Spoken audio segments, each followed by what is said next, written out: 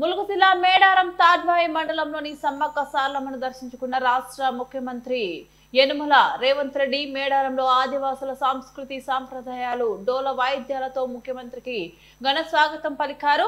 రాబోయే జాతరకు master plan open చేశారు. సమ్మక్క సారలమ్మ గోవిందరాజుల దర్శనం చేసుకున్నారు. అనంతరం పలు కార్యక్రమాలకు శంకుస్థాపన చేశారు. జాతరకు జరగబోయే పనుల గురించి మంత్రులను అడిగి తెలుసుకున్నారు. ఈ సందర్భంగా తెలంగాణ రాష్ట్ర ముఖ్యమంత్రి యనుమల రేవంత్ రెడ్డి మాట్లాడుతూ ఆసియా ఖండంలోనే అతిపెద్ద గిరిజన జాతర కాబట్టి ఎటువంటి ఇబ్బందులు రాకుండా చూసుకోవాలని మంత్రి సీతక్కను కోరారు.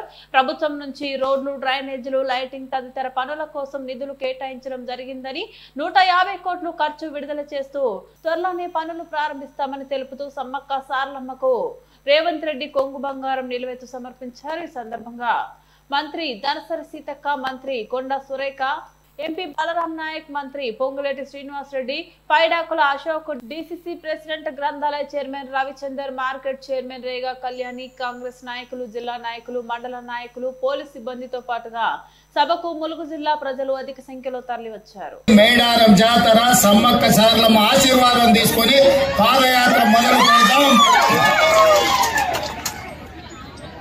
ఒక సంకల్పం తీసుకొని బయలుదేరిన వాళ్ళు ఎవరు చరిత్రలో ఓడిపోలేదు.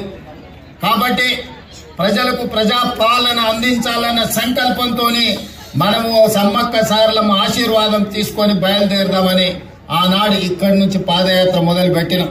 సరిగ్గా 2 రోజులు 3 రోజుల ముందే సీతక్కకు చెప్పినాం. సీతక్క అన్నది, అన్న సమయం లేదు, 24 గంటలు 48 గంటల్లో ఈ కార్యక్రమం చేయడం కష్టమవుతుందేమో అని. నేను